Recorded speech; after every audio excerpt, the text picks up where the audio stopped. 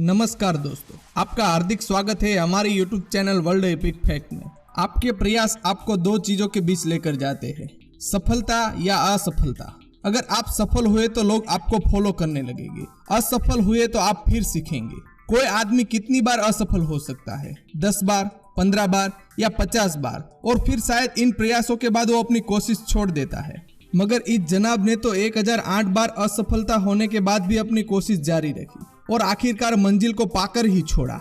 England के प्रधानमंत्री रहे विंस्टन चर्चिल ने कहा था कि बार बार असफल होने पर भी उत्साह को न खोना ही सफलता है, और इन्होंने इस कथन को सही साबित करके दिखाया। इस व्यक्ति का नाम है कर्नल हार्लैंड सैंडर्स, जो है दुनिया की सबसे बड़ी और प्रसिद्ध KFC यानी कि केंटकी फ्राइड चिकन के फाउंडर। कर्नल सैंडर्स की इस सफलता की कहानी किसी फिल्म से कम नहीं है। ऐसे में आइए एक बार उनकी असफलताओं पर नजर डाल देते हैं। 9 सितंबर 1990 को इंडियाना के हेनरीविले शहर में पैदा हुए सैंडर का बचपन कुछ खास नहीं था। जब वह 6 साल के थे तो उसके पिता की मौत हो गई थी, जिसके बाद उसकी मां को काम करने के लिए घर से बाहर निकलना पड़ा था। उनकी मां टमाटरों की एक फैक्ट्री में काम करती थी। इसी बीच सैंडर्स घर अपने छोटे भाई बहनों का ख्याल रखते थे, और शायद इसी वजह से उन्होंने 7वीं तक की पढ़ाई की, और इसके बाद उसके घर के खर्च चलाने के लिए उसको नौकरी भी करनी पड़ी थी। वह इस दौरान खेत में सहयोगी के तौर पर भी काम किया करते थे। धीरे धीरे समय बीतता गया। सैंडर्स अब 16 साल के नौजवान हो गया था। इसी बीच वह अपनी उम्र को छिपाकर अमेरिकी सेना में शामिल हो गया,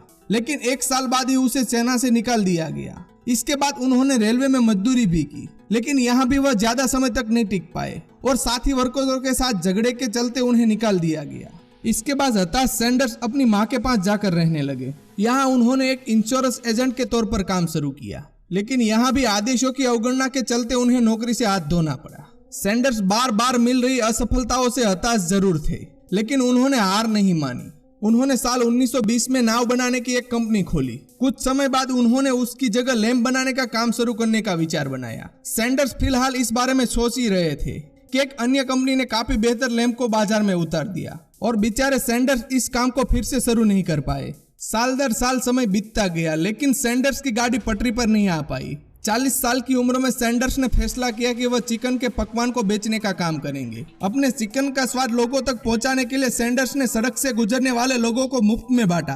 कुछ समय बाद उन्होंने सड़क के पास ही एक छोटा सा रेस्टोरेंट खोला। सन 1935 के दौरान जब एक बार वहां के गवर्नर रूबी लेफ्टिनेंट इस सड़क से गुजर रहे थे, तो उन्होंने सैंडर्स के रेस्टोरेंट से नाश्ता किया। यहाँ का चिकन उन्हें पसंद आया।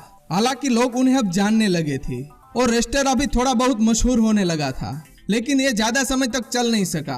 एक झगड़े के चलते 4 साल बाद उन्हें इसको बंद करना पड़ा। इसके बाद उन्होंने दोबारा से एक नया रेस्टोरेंट खोला, लेकिन इस बार विश्व युद्ध के छिड़ते चलते ये बंद हो गया। अब तक सैंडर्स लोगों को अपने चिकन का स्वाद चखा चुके थे। हालांकि रेस्टोरेंट बंद होने के बाद लोग उनके चिकन को नहीं खा पा रहे थे।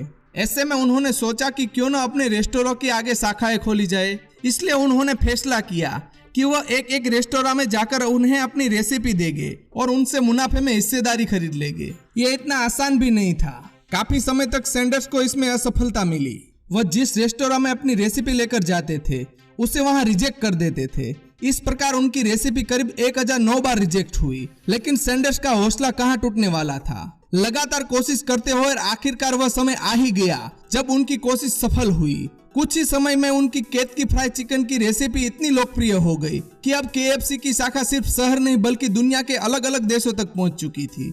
साल 1964 के आते आते KFC की 600 शाखाएं खुली। उसके बाद कर्नल सैंडर्स ने अपनी इस कंपनी को $2 मिलियन में अपने निवेशकों को बेच दिया। उसके बाद साल 1969 में KFC का नाम न्यूयॉर्क के स्टॉक एक्सचेंज में गूंजने लगा।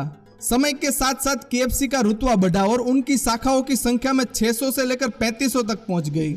सन 1971 में कंपनी को हेवब्लिन इंडस्ट्री ने 285 मिलियन में खरीद लिया। फिर हेवब्लिन को रेनॉल्ट इंडस्ट्री के अधिग्रहण कर लिया। जिसके चलते KFC उनकी कंपनी का हिस्सा बन गई। आखिरकार साल 1986 में दुनिया भर में कोल्ड ड्रिंक्स उत्पादन करने वाली पेप्सिको कंपनी ने $840 मिलियन की भारी कीमत चुकाकर KFC को खरीद लिया। बावजूद इसके आज भी KFC को सैंडर्स के चेहरे से ही जाना जाता है। आज भी दुनिया भर में KFC ब्रांड के लोगों पर सैंडर्स की तस्वीर लगी है। उनकी बकरा दाढ़ी और वेस्टर्न टाई KFC की पहचान बन चुकी है। दुनिया भर के लोगों को अपने हाथों के स्वाद से अपना दीवाना बनाने वाले सैंडर्स की मौत 90 साल की उम्र में 16 दिसंबर 1980 को हुई थी।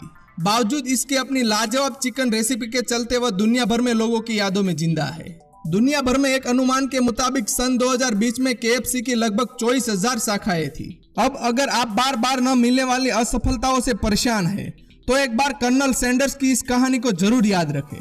तो दोस्तों, ऐसे ही मोटिवेशन बायोग्राफी देखने के लिए देखते रहे हमारी YouTube channel world epic fact. नमस्कार, धन्यवाद।